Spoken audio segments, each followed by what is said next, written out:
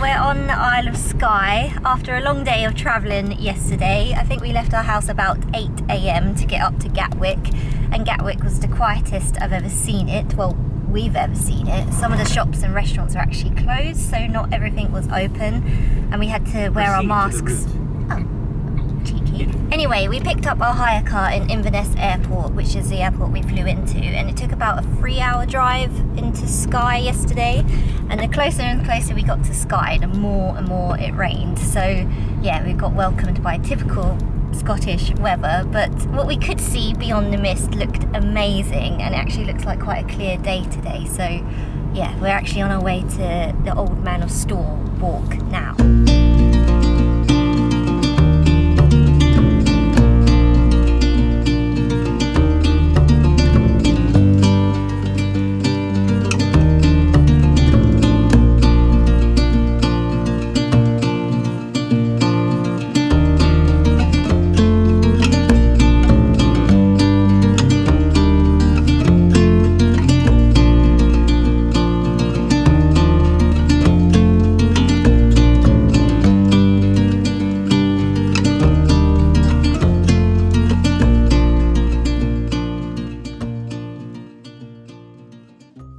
Well, we're a bit battered from the wind, but we did make it up to Old Man of Storr. It was very windy, I think, in places, and yeah, it was good. I don't know what else to say.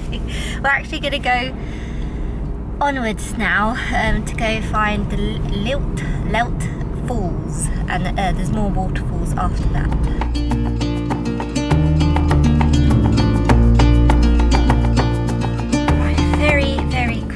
Got a shot of Lealt Falls because I was quite scared that the camera was just going to fly out my hand, and my hat nearly flew off and everything. So it is very, very windy, but of course still very beautiful and feels very like typical weather for the Isle of Skye.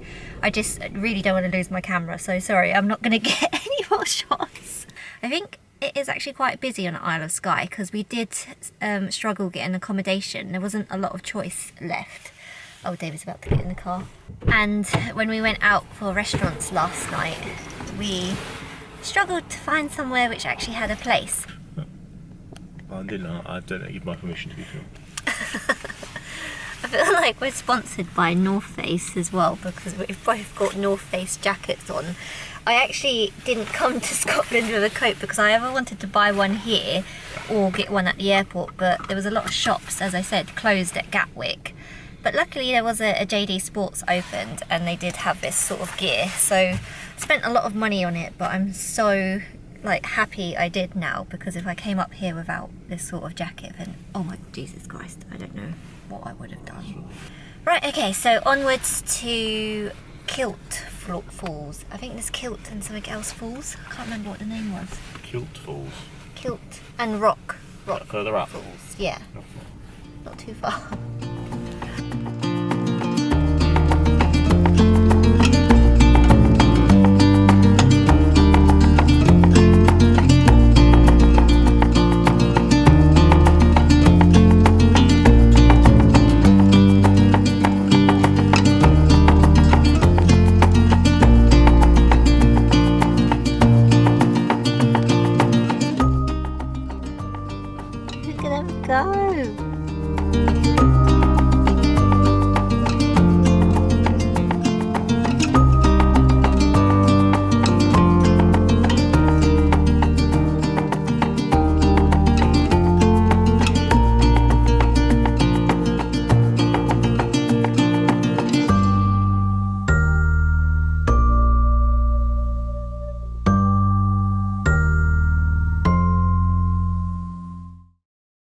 While David's in the shower, I thought I'd just catch up with you about our day so far. So I think the last time I spoke to you was when we were on the way to Kilt Rock Falls. where I did get some more footage and shots and pictures of, because I wasn't so scared of my camera flying out of my hands in that destination. Although it was still really windy, so I did like keep good hold of my camera and my iPhone. But yeah, it was just incredible. It really felt like the edge of the world, which I've heard a lot of people say about certain areas in Scotland, but it was just amazing. And we just drove around the whole, I think it's Totteridge Ridge, which is like the north part of Isle of Skye, and it's just amazing views in the car, like amazing houses as well, just in the middle of nowhere. And we stopped off in, and please forgive me if I'm pronouncing this wrong, Uig, so that we could walk to Fairy Glen, which again was just like a really incredible location. When we were walking up there, it was just like normal, roads with loads of sheep everywhere, and then we walked up to the Glen, and it was just so picturesque, so incredible. So yeah, really glad we did that. But I don't know if you can tell from the footage already, when we were in Fairy Glen, it was literally pelting it down with rain, which is why my hair's a bit wild at the moment. And then on a walk back, the rain cleared and it was like a glorious day again. And we were expecting that, to be honest, for the weather to be so changeable on the Isle of Skye. But it's just, it really is just so quick when it actually happens. But yeah, as you can tell, we're back at our apartment at the moment. We're thinking about heading into town to get some food, which has been a bit of a problem, if I'm honest. We are filming this, I guess, if you're watching this from the future, during the COVID-19 pandemic. So a lot of restaurants are, they have reduced capacity and they're just so booked up. And I think Isle of Skye was such a popular destination for people to come to anyway. It's just been a bit rammed. And I feel like, when we went to Fairy Glen and some of those bits earlier, it wasn't so busy. But when we went to the old Man of Storr walk, that was actually quite busy. I wish I got some pictures or video of the car park, because it was just full, basically. We've booked some restaurant reservations for Saturday and Sunday to try and get in ahead of time. And we're hoping now, I think we're coming up to 4 o'clock now, we can just go into town and get in before the rush later, fingers crossed. I'm gonna have a shower and have a cup of tea to warm up before we head back down.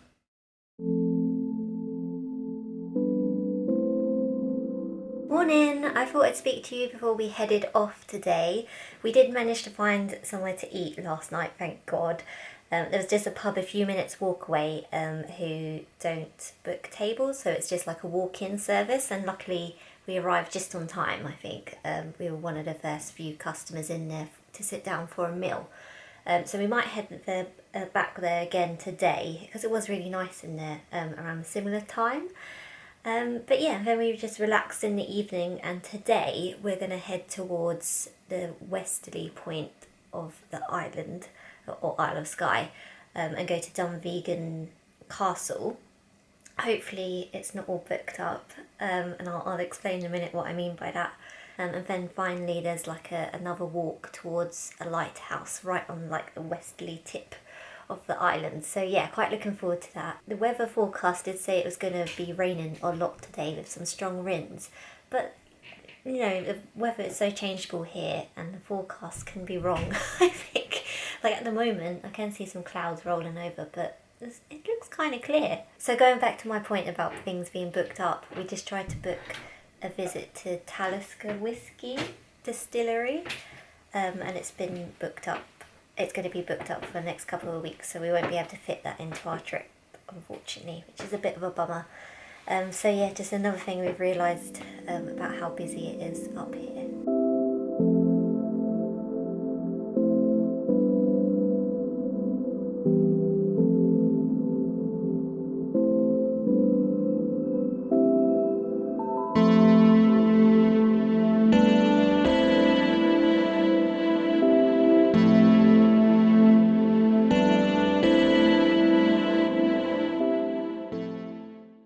So unfortunately the castle was closed, but we still had a look around the castle gardens.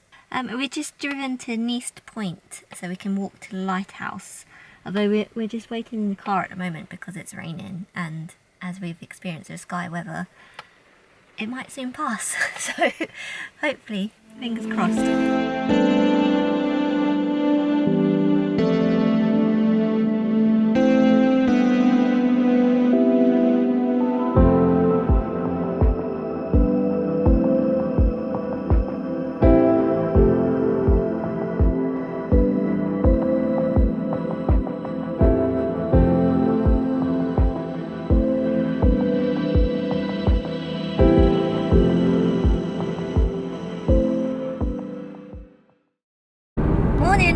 everyone, we're on our way to the fairy pools today. We had a bit of a slow morning this morning, so it's coming up to 11 now.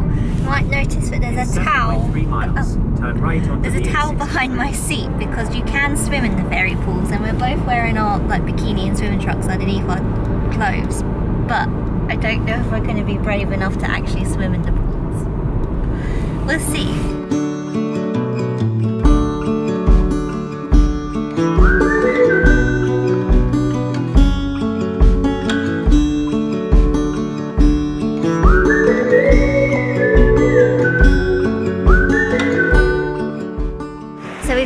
Resigned ourselves to the fact that we're not going to be swimming in the pools as soon as we got out of the car. But we're not the only ones who kind of cowered out of it. No one else is swimming in them, so oh well. Anyway, we're going to do like the bigger circular walk now, which will take us nearer to these mountains, and then it takes us back round to the car park.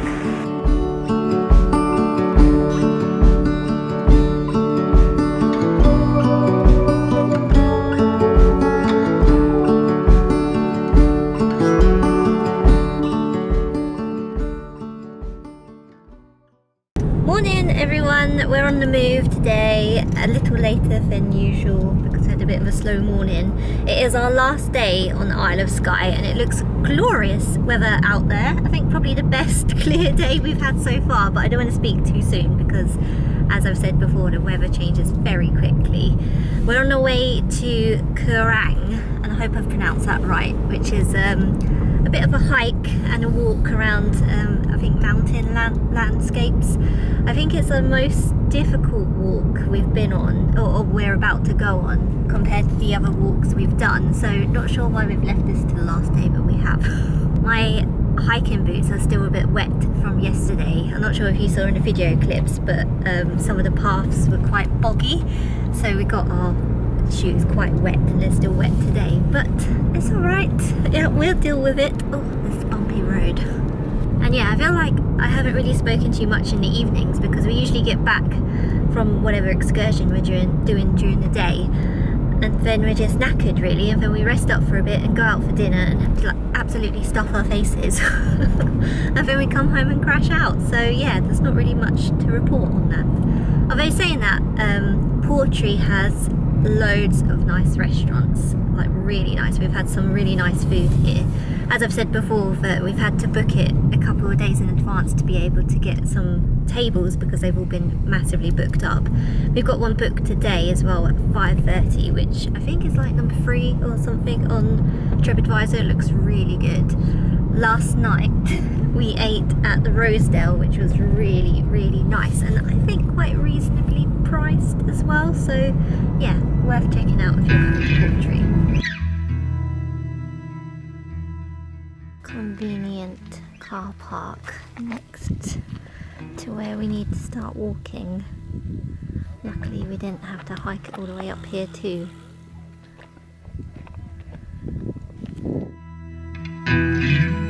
So on the Isle of Skye website it said not to do this walk whilst windy or misty because you have paths right next to the cliff edge. I can see why.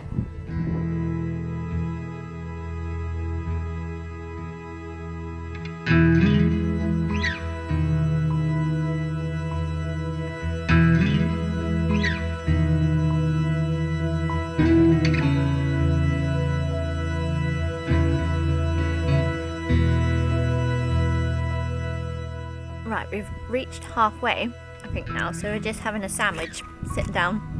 Perfect views for lunch. Still got a bit to go, I think 3.5 kilometres to go. But yeah, so far it's been absolutely beautiful.